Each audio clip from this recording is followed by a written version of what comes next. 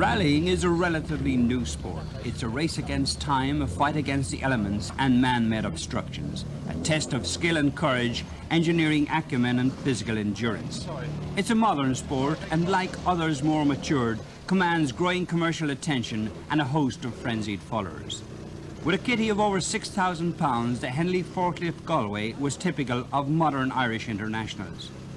It had a fine entry list with a healthy sprinkling of challengers from abroad, and it was an event that created interest in almost every corner of Europe because of its elevated status. It was planned by the Galway Motor Club, a heartbreak for drivers with no room for the timid or the ill-prepared.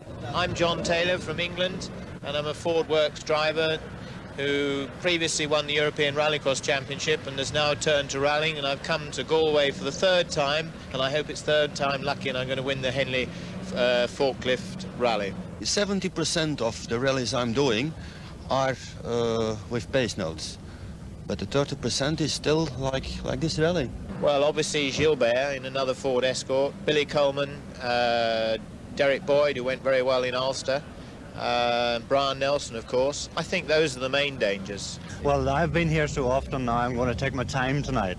That's basically what we're about, and we'll let the thing sort itself out and see what we can do tomorrow and Sunday. I'd love to see Sunday, I really would. Well, I'm just looking at the sky overhead at the moment, and they're talking about snow. I think if it doesn't snow, we have a very good chance. The car is very good in the drive. Everybody seems to think in their own mind that I go quicker when the conditions is bad, so I'd like to have them thinking that way, and I'm hoping that I don't mind whether it rains, hails or snows, whatever it does, I'll still be trying as hard as ever. Yes, I've got a fair idea of the type of terrain, but I gather tonight the stages tonight are quite bumpy, and so you've got to try and look after the car a bit and keep a bit of petrol in the tank. After months of planning, the rally had finally taken shape. 103 crews in pampered craft camped at a ramp in Eyre Square for a mayoral send-off. First in line was Belgian champion Gilbert Stapelaere, winner of 82 internationals in a career spanning 24 years. His car was a highly successful Escort. Number 2 and first of the Irish was Brian Nelson in the Porsche Carrera. Unlike Stapelaere, Nelson was an enthusiastic amateur. Then came the British challenge of John Taylor, a former steeplechase jockey. John was still trying to capture his first international win after 5 years trying. Ronnie McCartney in another Escort was fourth to take the flag, ahead of Cork's own Billy Coleman in the Lancia Stratus. And so the caravan moved off to the first of 34 stages near Furbo. Night's blackness was falling fast.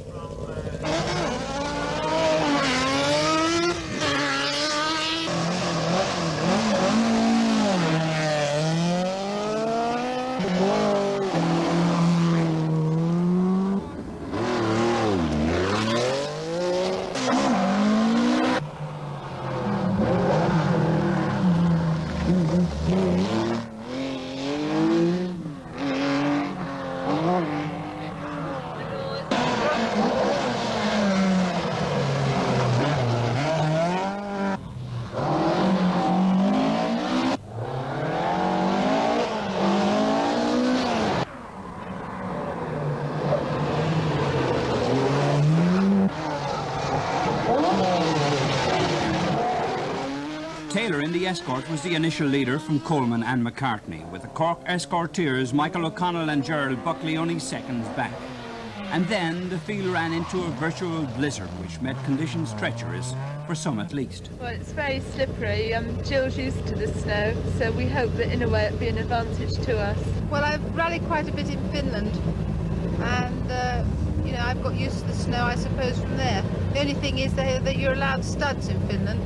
I've never driven in anything like this, certainly since the navigation days a long time ago. But it's woeful. Oh, I thought nice weather, but it's snowstorms and so I don't like it. Later we heard that Bernard Unit in the works Sunbeam was out, Coleman had slowed and Ronnie McCartney was in serious difficulties. He appears to have some problems with the dry sump. He's looking into the back of the boot of the car. I'm not sure what's wrong. I believe Bernard Unit went off in the second or third stage. Billy had some boiling troubles earlier in the night. I haven't seen him. I think he's in front of us at the moment. It feels like the Alps, you know. It's not like Galway at all, really. It's just diabolical, and we're content to be here and keep the motor car all in one piece, and we look forward to a better day tomorrow, really. Unofficially, we've been told we're in the lead, but I don't know. We're just pressing on, All you can do is sort of try and get through tonight as best you can without making any mistakes, and that's what we're trying to do. Only 70 crews survived that Friday night's Arctic weather. Few will forget the horror and the mayhem. Yet early on Saturday morning, with most roads icy, the crowds were out in their thousands, clustered on hillsides or gathered at cold and windy crossroads, waiting to get a glimpse of the hardy drivers. John Taylor was first through.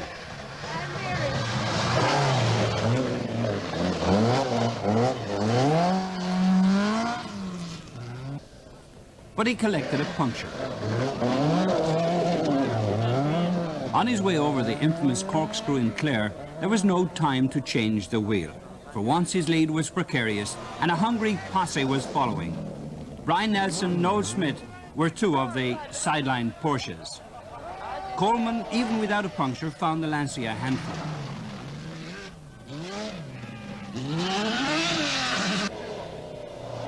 Buckley was making ground from an overnight 8. And he had Michael O'Connell on his heels. Some low seeds like John Coyne in the Avenger and Ernest Kidney in the Permabose car were already on the leaderboard.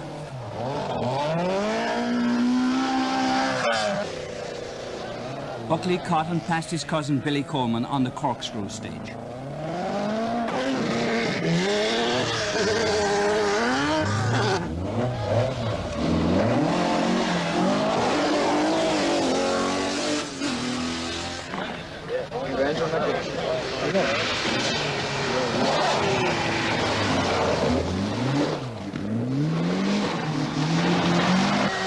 Soon after this, Kidney's Escort broke a drive shaft to end his drive.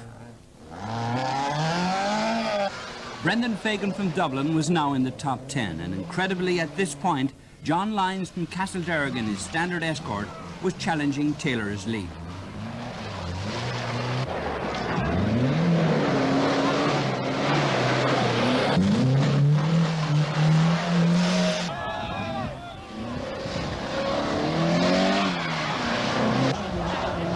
Gilbert Stapelaere was disappointingly slow. He just could not cope with the unusual Irish conditions. Yet the action continued unabated. No driver had tyres suitable for the snow, but there was never a thought of abandoning the rally, while around the country most sporting and social fixtures were taking a hammering.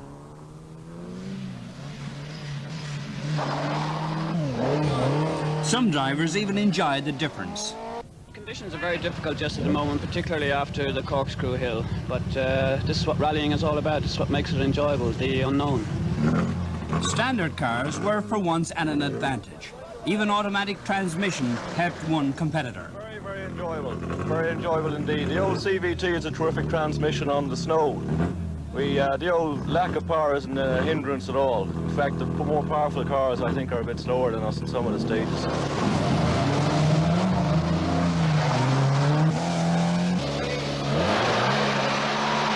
Saturday afternoon at Yates's Thur Valley Lee, one had to recall the poet's lines. Through winter time we call on spring, and through the spring on summer call. And when abounding hedges ring, declare that winter's best of all.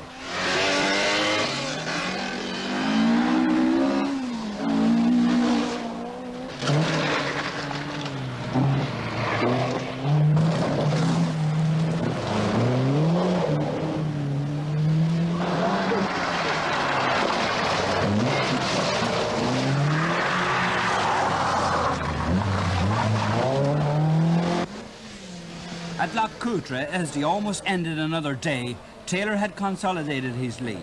The puncture was only a bitter memory from Clare.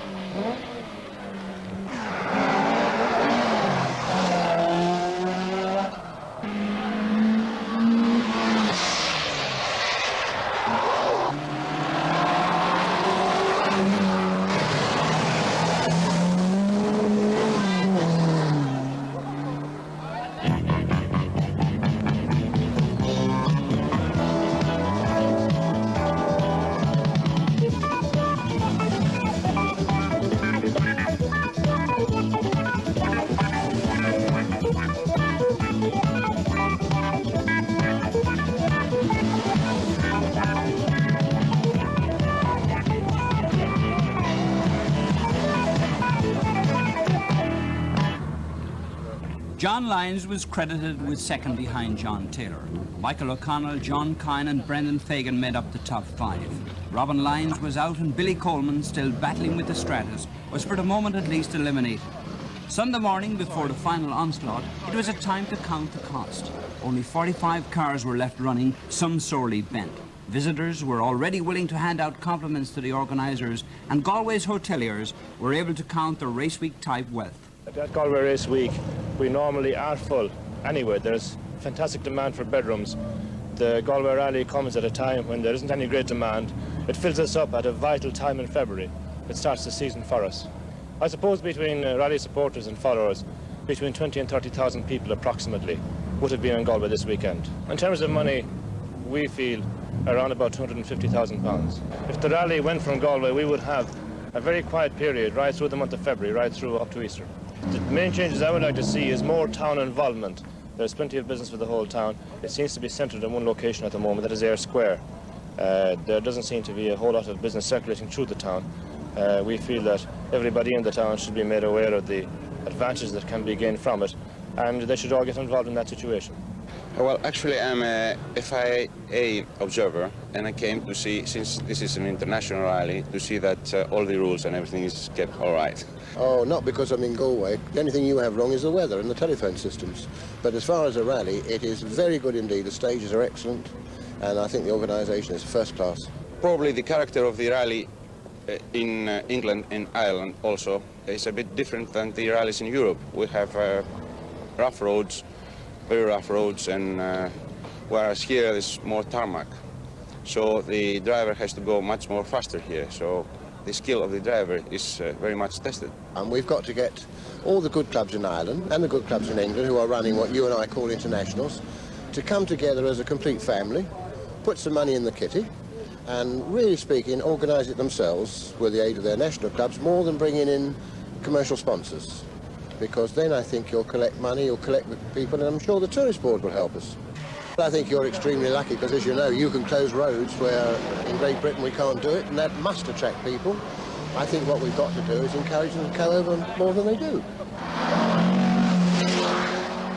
And so to the final 10 stages. Despite the sunshine, Jack Frost held tight control in shaded areas. This was no time to drop the pace. There was the Henley Loot at the end of the day.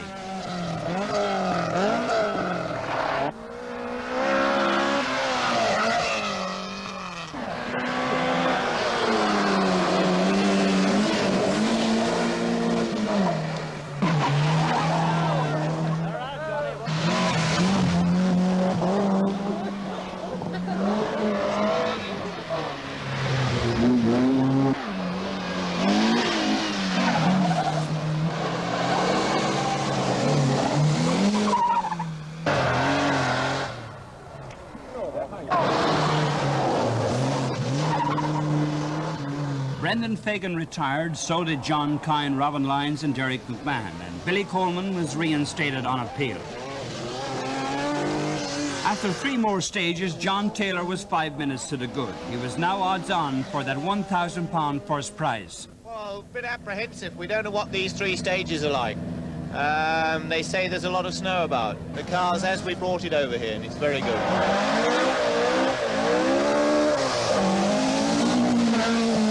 Turk's Buckley in the escort was getting the better of the Cork husband and wife team of Michael and Anne O'Connell, while Billy Coleman was 5th and trying to offset a time penalty from Saturday. Former test trial champion John Lyons was 6th, the standard class leader. A broken throttle cable robbed him of a higher placing. Road conditions around Kilcreast and Loughrea were hazardous, affording competitors little relaxation. There were some who did come a cropper on the ice and depended on rally officials for a dig-out.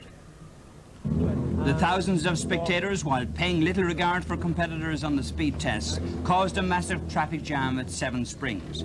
It resulted in stages being cancelled, the rally being rerouted, and a headache for our camera team. Perhaps it was a true reflection of the current popularity of special stage rallies.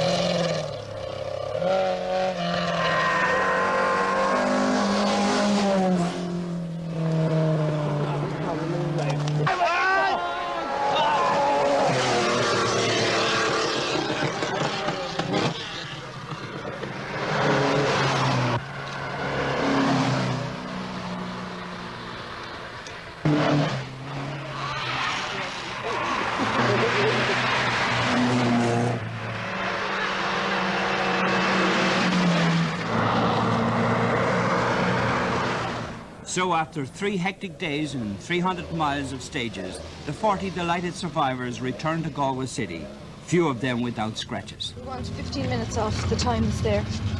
On to it. Off it. We're not last, I think. So far we weren't anyway, so far. So I think they're 1 or 2 behind us. Indeed there were. Taylor, Buckley, O'Connell were the order of the finish, a third time lucky for the driver from Kent. Third the first year, and then last year unfortunately we hit one of your famous Galway walls in difficult circumstances, but it's been a very good tough rally this year. And I've won my first international event in Galway because I like coming here. It's fond memories for me, and B in Ireland really because I've been over here a lot with 4 legs, racehorsing, and I sort of feel I have quite a close affinity with the Irish. When the stages were dry, we were doing quite well. We were second overall. Then the snow came and we didn't have snow tyres, so we dropped right down to about 10th, 12th place. Was there any chance at any time you could have caught John Taylor? Well, I would like to think there is, but John is a very fast man. So sometime we'll meet him again, we'll have a go. Well, I used to be a jockey, and in fact, Master Owen, who's a very famous stallion, in fact, I used to ride him and rode him here in Galway. And I believe, if my memory serves me right, that I actually stayed in this same hotel. He was going very, very well. He has a good deal more power. He's an experimental engine in his car at the moment, and it's giving out a lot more power than our engine, which is, the sort of work spec to date, but this one is newer again, and it must be, obviously I'm not taking from John's driving ability, he drives very, very well, but he must have a lot of power because, where he really wants to go, you just can't stay with him. I think quite one of the most demanding rallies I've ever done, especially today. The roads, I think, were quite some of the most dangerous conditions I've ever driven in, where you had sheet ice and then a bit of grip, and the whole time you were going from grip to nothing, and this black ice that you couldn't see, especially the second time through. Oh dear, I think we're all here but for the grace of God.